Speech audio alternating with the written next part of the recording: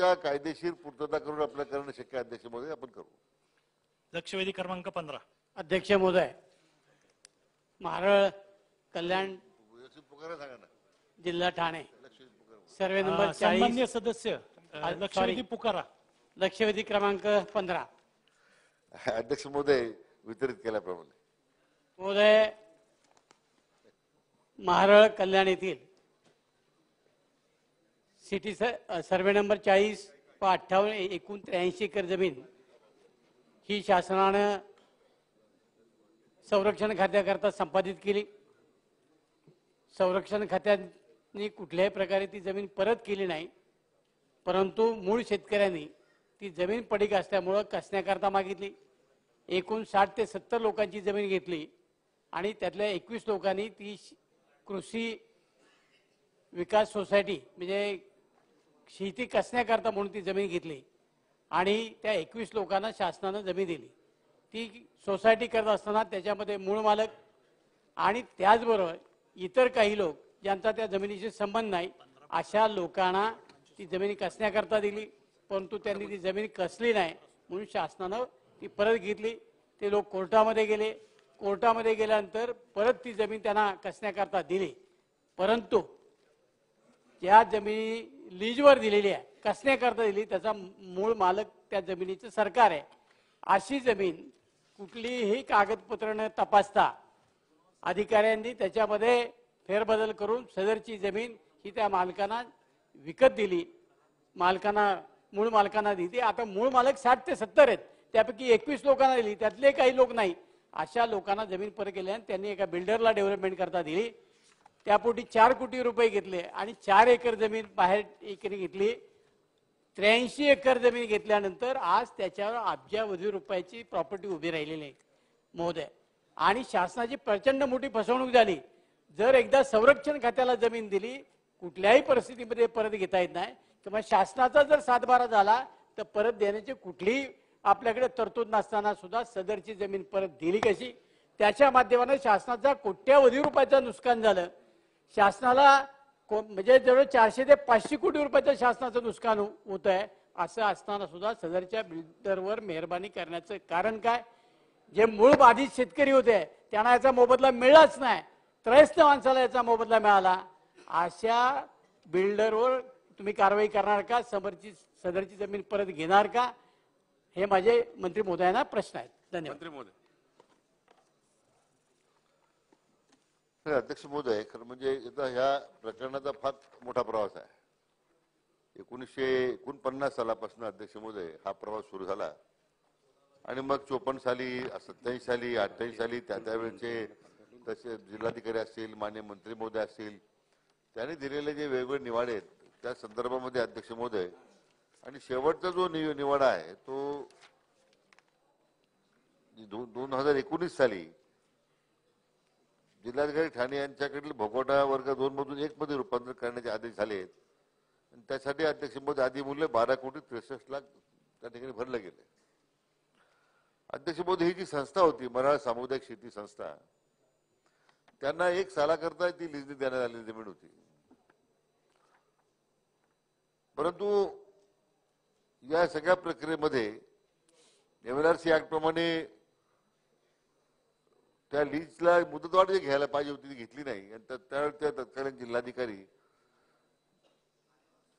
त्यांनी या संदर्भामध्ये कारवाई करण्याच्या सूचना दिल्यात. अप्पर जिल्हाधिकारी ठाणे यांच्याकडे त्याविरुद्ध अपील झालं. जे सहाय्यक जिल्हाधिकारी त्यांच्या निर्णयाविरुद्ध ते अपील खारिज करण्यात आलं. अप्पर आयुक्त कोंकण यांच्याकडे अपील करण्यात आलं, ते खारिज करण्यात आलं. अध्यक्ष महोदय, खरं म्हणजे यामध्ये तत्कालीन मंत्री महसूल यांनी कब्जा हक्काची रक्कम 1 कोटी 68 लाख त्या ठिकाणी घेऊन मराठा सामुदायिक शेती संस्थेला जमीन प्रदान केली. आणि अध्यक्ष महोदय, पुढे 2009 साली विभाग आयुक्त कोंकण यांनी मग ती जमीन विक्री करण्याची जी परवानगी मागितली संस्थेने दिली. आणि अध्यक्ष महोदय, ती रक्कम 75% अनर्जित रक्कम घेऊन रिजन्सी निर्माण लिमिटेड यांना विकण्याची त्या ठिकाणी विक्री परवानगी देण्यात आली. प्रवास मोठा आहे. अध्यक्ष महोदय, याच्यामध्ये काय निमित्त झाल्यात?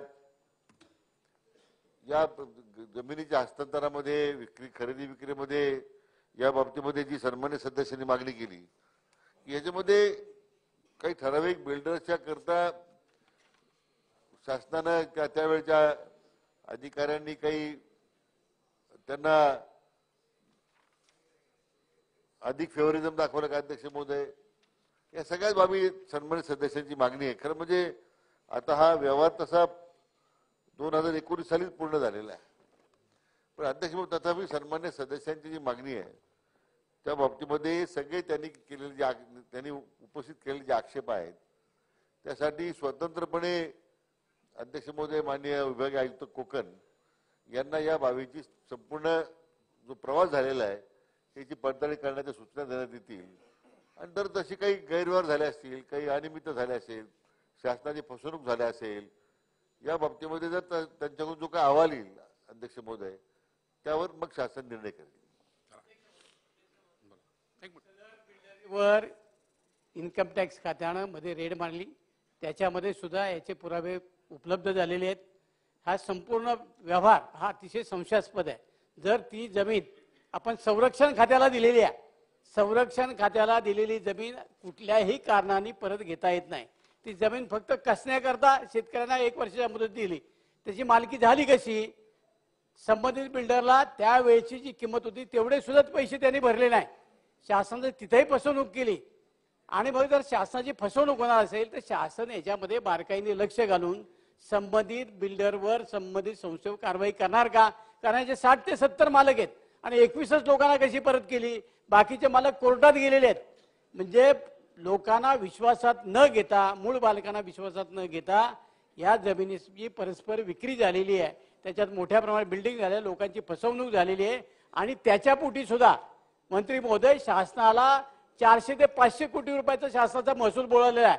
1 रुपया 2 रुपयाचा नाही. जर 400, 500 कोटी रुपयाची शासनाची फसवणूक होणार असेल तरी शासन जर ते अतिशय